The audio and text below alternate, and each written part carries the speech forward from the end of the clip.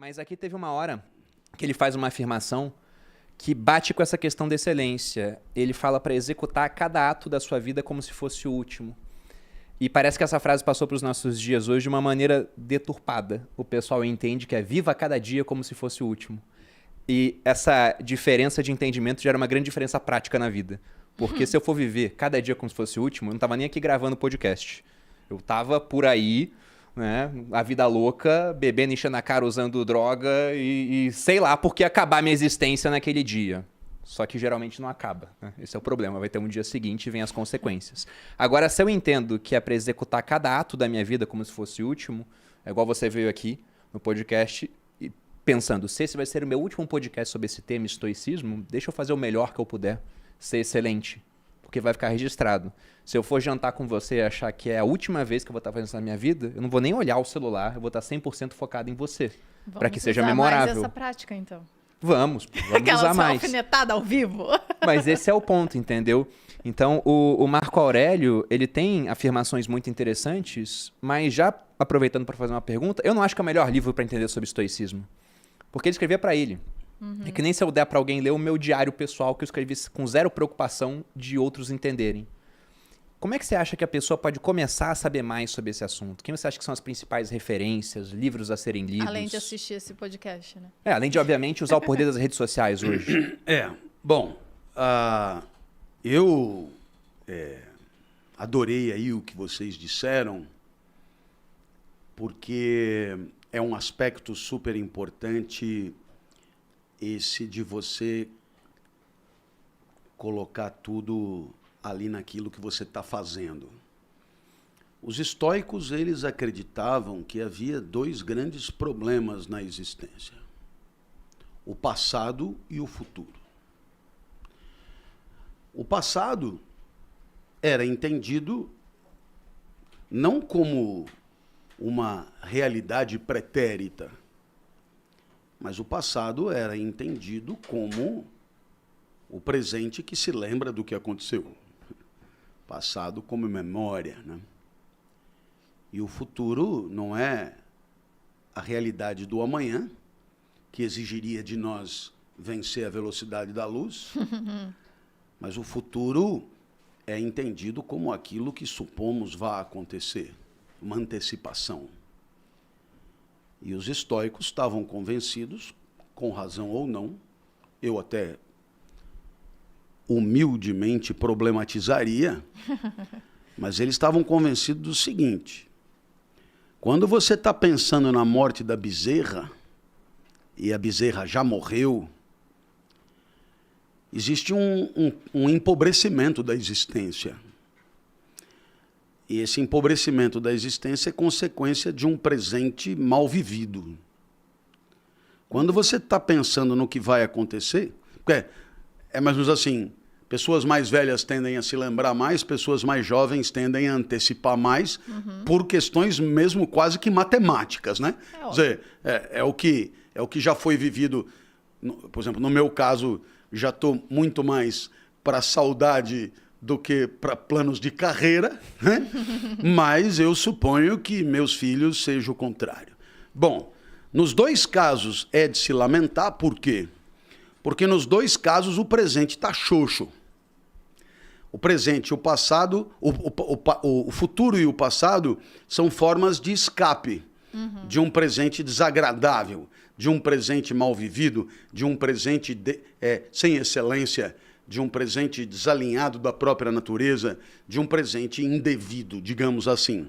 Então, de certa maneira, nós imaginaríamos uma felicidade sem nostalgia e sem esperança. Portanto, uma felicidade desesperançada, uma felicidade onde a imediatidade do presente é de tal maneira preenchedora da alma que inviabiliza, né, esses desvios para o que já aconteceu e para o que vai acontecer. Então,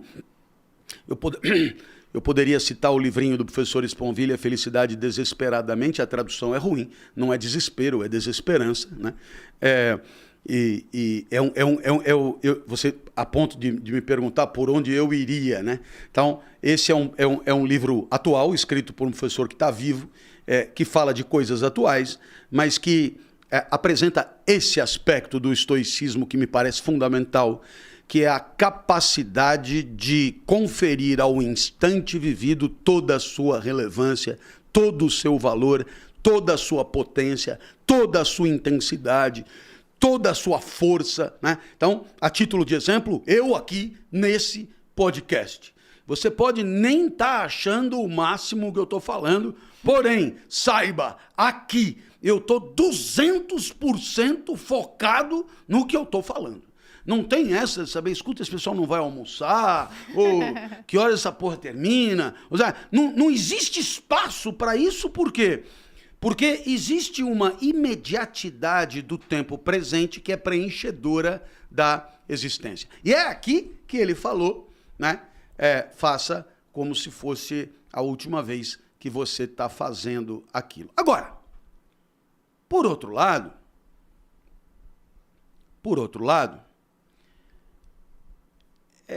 eu queria ponderar duas coisas. A primeira delas é quando ele falou, se eu soubesse que ia morrer amanhã, eu nem estaria aqui gravando esse podcast. Então, ele falou, não, porque eu estaria na vida louca. Foi isso que você disse, não foi? Sim. É. Só vou me reportar quanto às drogas aqui. Porque eu não nem uso. gosta. Nem gosto. Não, mas eu dei um exemplo para outras pessoas. Eu já cortei isso. Eu só falei que, né? Mas E sabe... aí é que eu me perguntaria, será mesmo? É exatamente isso que eu ia dizer. Na verdade, talvez ele estivesse aqui, porque é o que ele gosta de fazer. Ele quis dar uma Olha, pra frentex, como diria a minha mãe, mas Ele eu quis se posso... adequar. Não, porra, se o cara virar pra mim e falar, malandro, é o seguinte, a coisa acaba amanhã, se vira 24 horas, eu vou arrumar a aula pra dar. E por quê? Porque essa é a minha vida.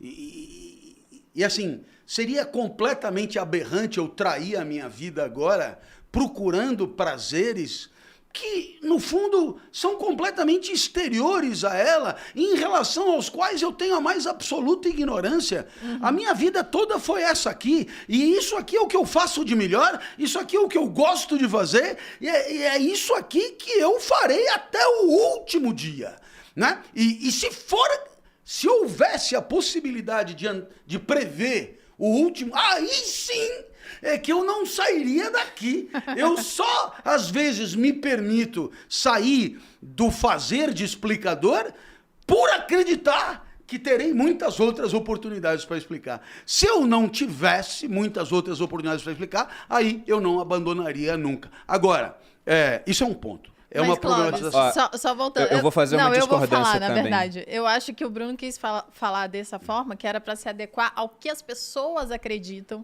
que é gozar da vida na sua maior intensidade. Porque, de fato, se hoje a gente soubesse que amanhã é o último dia, certamente eu e o Bruno estaríamos juntos fazendo coisas que a gente gosta, né? Eu espero. Não, o exemplo da droga é porque o pessoal que usa droga usa porque a sensação deve ser boa. Do contrário, não usaria.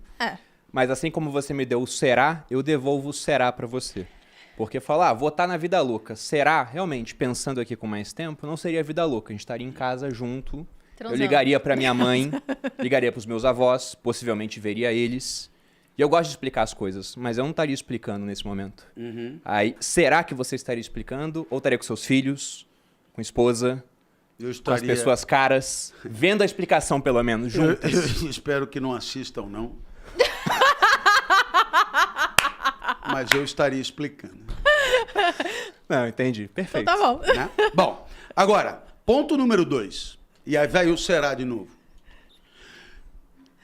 Será que a imediatidade da experiência vivida é preenchedora e satisfatória e indicativa da vida boa, como dizem os estoicos?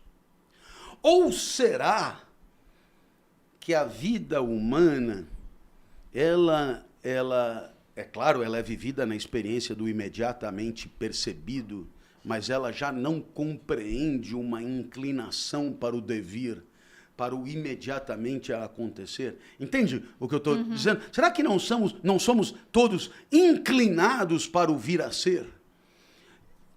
Eu só te dou um exemplo. Se a imediatidade do instante vivido fosse completamente preenchedora, como é que eu levantaria daqui para ir embora? Vocês não? Porque não sairíamos do lugar. Pense bem. Né? É por isso que os podcasts às vezes duram 2h30. A gente fica aqui para sempre. Mas aí ele levantou a ideia, estávamos conversando aqui antes, do Nietzsche como alguém... Então, o Nietzsche terá no Eterno Retorno exatamente essa ideia, uma espécie de critério de atribuição de valor à vida que tem no desejo da eternidade do instante o seu centro de gravidade maior. Viva de tal maneira a pretender que aquele instante se converta em eternidade. Esse será seu centro de gravidade, gostando ou não, papai. Essa teoria é amável com quem não acredita nela, não promete nem infernos nem paraísos e papá. Muito bem. Qual é a ideia? A vida é do caralho quando você não quer que aquele instante acabe. Eu tô de acordo. Então, às vezes eu tô dando aula e eu tô envolvido com o que eu tô explicando e, pô, acaba a aula, né? Aquela coisa da escola, o pessoal começa a ir embora e tal, e você claramente percebia que você continuaria ali por muito mais tempo. Então, isso é indicativo de uma vida que você gostaria que durasse mais do que durou, né? No programa do Jô, quando a entrevista era boa, a galera... É verdade. Né? Pô, não quero que acabe. E alguns alunos, todo ano tinha, em dezembro, na ECA, o senhor vai dar aula para nós o ano que vem? É desejo de eternidade, Sim. Desejo de esticar. Me dá mais 5 minutos na ducha. Fica mais 5 minutos aí, me dá mais um beijo. São milhões de situações que você quer esticar a vida. Tá perfeito. É o contrário de ficar olhando no relógio, né? É o contrário de ficar olhando no relógio. Tudo bem, mas, eu repito, será que esse esgotamento do imediatamente percebido, mindfulness, né? Para não dizer que nós estamos desatualizados, mindfulness, plenitude da alma, mindfulness, né? Não é à toa que o Marco Aurélio é popstar no Vale do Silício, né? Mindfulness, 200% focado no podcast. Mas, tem uma hora que eu vou levantar daqui, eu vou ter que pegar o carro para ir embora, eu vou ter que ver o que eu vou fazer depois, eu vou ter que... Quer dizer, é óbvio que esse esgotamento no imediatamente vivido, ele é sempre provisório. Ele não é nem mesmo a tônica mais frequente da existência, né? Eu vou voltar agora para casa, nós estamos aqui, eu estou aqui a uma certa distância de casa. Então, tem uma pessoa que vai me levar até em casa. Pô, eu não vou entrar, sentar do lado dele e dizer, nossa, que caminho! Que coisa! Aí vamos pegar ali a Castelo Branco. Uau! Castelo Branco, parada! Uau, né? Uou, eu queria nunca mais sair dessa van e tal. Não é? Quer dizer, não é tão legal. Ninguém vive assim, né? Nem a expectativa de um... Vamos imaginar aqui um orgasmo, né? Tem uma hora que tem que acabar, tem uma hora que há um exaurimento, tem uma hora que há um minguamento de energia e tal. Então, eu gosto muito do que diz Pascal, né? Quando ele diz, existe na imediatidade do instante vivido uma inclinação para o vir a ser. Quer dizer, afinal das contas, está compreendido na vida um direcionamento para o segundo seguinte, propriamente. E eu acho que se fôssemos rigorosos, ficaríamos aqui no podcast na mesma ideia eterna. Se não houvesse a perspectiva de ir um pouco adiante, de mudar um pouco, não mudaríamos nunca de assunto. Talvez repetíssemos a mesma palavra a todo tempo, o que seria muito esquisito. Então, eu acho que, no final das contas, existe aí... Eu até entendo o que os sábios estoicos querem dizer. É claro que se você passa a vida inteira se lembrando do que já viveu, há um enfraquecimento, há um pálido empalidecimento da vida, né? Decorrente dessa espécie de nostalgia que toma conta. Da mesma maneira, você que só pensa no futuro, só pensa em daqui 5 anos, está perdendo o mundo diante de si. E aqui, para dar um exemplo do que propriamente um estoico está querendo dizer, eu vou propor uma pergunta, né? Vamos imaginar 2 alunos que acabaram de passar no vestibular e vão fazer o mesmo curso. Seja lá o curso que for. E eles vão se formar daqui 5 anos. Um deles, de maneira obsessiva e estoica, vive cada aula como se fosse a última. Uau! Sabe aquele aluno, né? O professor entra, o cara já está com o caderno aberto na página, né? Os livros ali, o professor, bom, hoje nós vamos falar, né? E o outro aluno, ele está pensando no mercado de trabalho daqui 5 anos. E ele passa 5 anos pensando no mercado de trabalho. 5 anos pensando no encontro dele com o mercado de trabalho no futuro. Pergunto a você, qual dos dois estará mais bem preparado daqui 5 anos, quando tal mercado de trabalho chegar? Quem não parou de pensar no mercado de trabalho ou quem não pensou nunca no mercado de trabalho? Porque aí é nunca, né? Tô falando de uma situação hipotética do cara que ele tá ali, uau,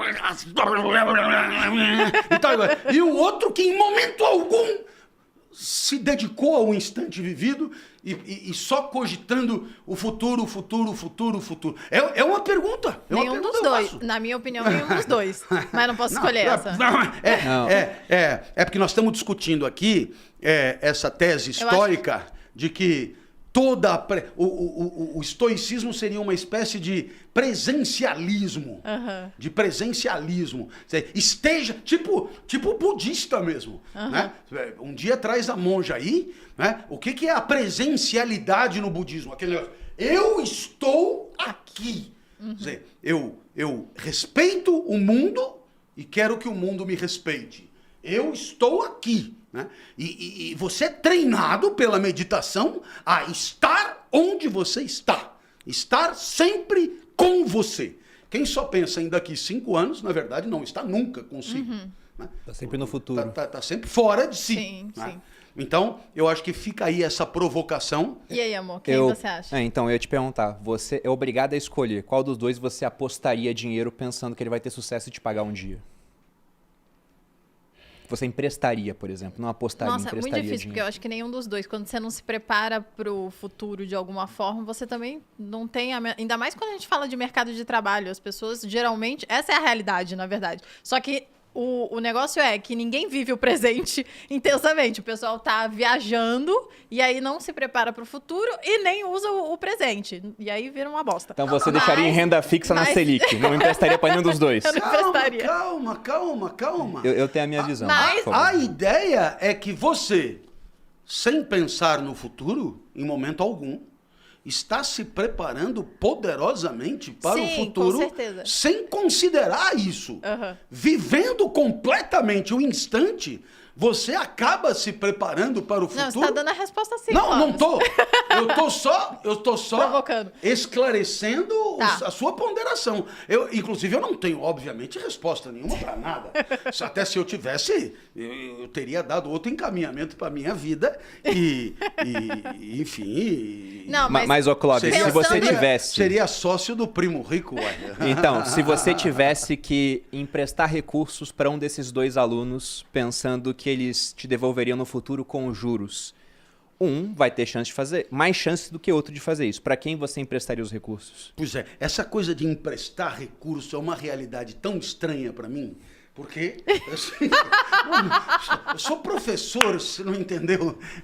Como assim emprestar Não tenho recursos? tantos recursos Como assim. emprestar recursos? Mas eu vou responder a tua pergunta assim mesmo. Eu evidentemente apostaria No estoico. No estoico. Olha, então, aí que tá o meu ponto.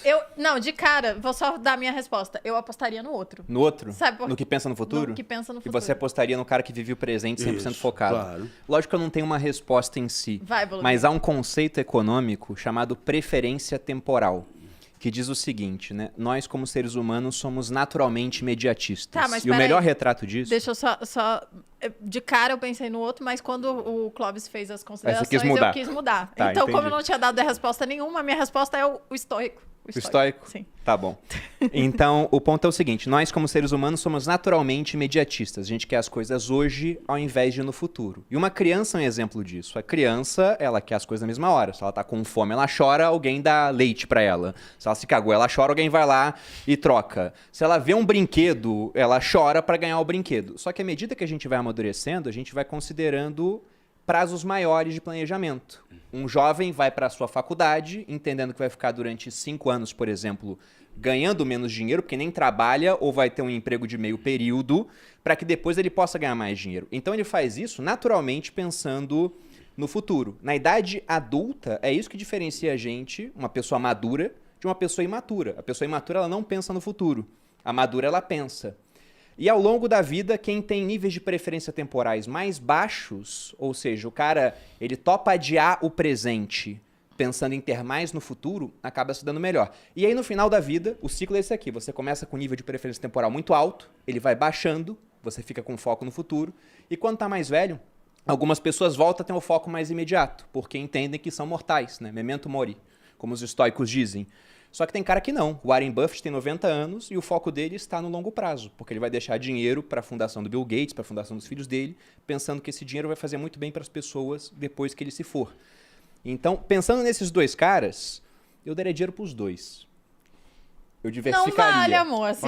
Mas eu acho que a chance de tá ser roubando. pago... Tá pô. roubando! Mas eu tenho a minha explicação, porque como você disse, o cara que está com foco no presente está se preparando melhor para o futuro, assistindo melhor a aula. Só que o outro cara que pensa no futuro, ele consegue se planejar melhor. A gente pensa daqui a 10 anos. Sim. Tem as metas do grupo aqui para esse ano, tem meta de 5 anos, tem meta que daqui a 5 anos vamos fazer um IPO, por exemplo. Se eu só pensar no presente, as coisas só vão acontecendo no final das contas. Eu deixo de direcionar aquilo que tá sob o meu controle, porque muita coisa não tá. E esse é um outro ponto. Por que eu daria dinheiro mesmo pro loucão que tá lá? Meu Deus, Castelo Branco, agora entrou na aula e agora é a aula. Porque há muita aleatoriedade no meio do caminho. Sim. Aí eu faria que nem o Sêneca diz aqui. Tem uma frase que ele colocou, se eu não me engano, é aqui no Sobre a Ira, que ele diz que o começo está em nosso próprio poder, a fortuna decide o assunto. Então toma o dinheiro aqui pros dois, sei que esse aqui o loucão tem mais chance da calote, mas de repente o loucão vai ser o cara que vai fazer alguma coisa muito doida realmente, ganhar muito dinheiro. Só que o nível de preferência temporal acho que é importante. Olha aí, você ficou tipo eu. Indeciso? Tipo eu, no final das A contas. vida é isso, né? Difícil. Só que como você é rico, você apostou nos dois. Posso Foda-se. apostar nos dois. Posso apostar nos dois.